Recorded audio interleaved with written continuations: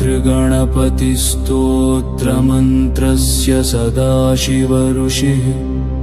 अनुष्टुप् छन्दः श्रीऋणहर्तृगणपतिर्देवता गौं बीजं गं शक्तिः गों कीलकम् सकलऋणनाशने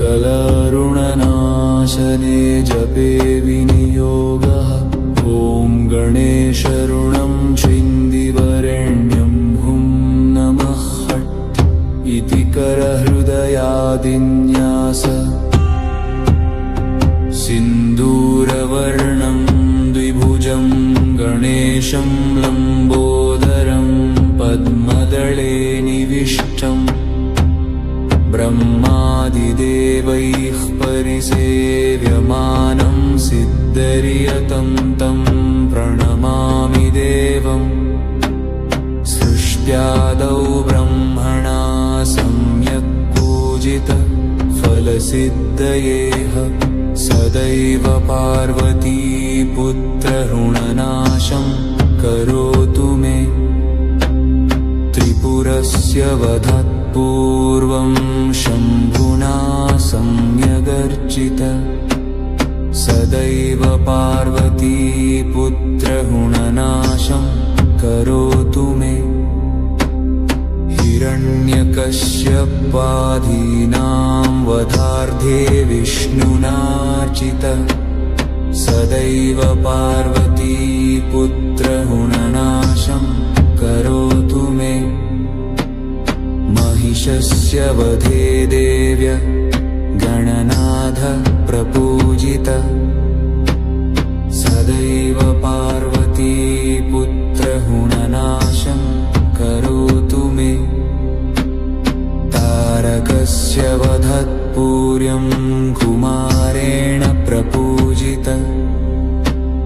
सदैव पार्वती पुत्रऋणनाशं करोतु मे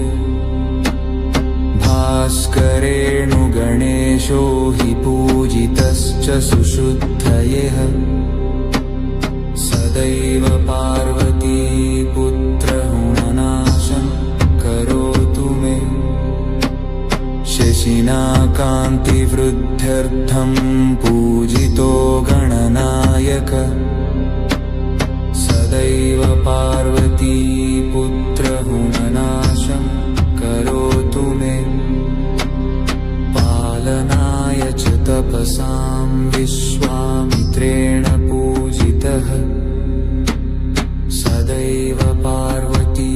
पुत्रऋणनाशं करोतु मे इदं तृणहरं स्तोत्रं तीव्रवारिद्र्यनाशनम्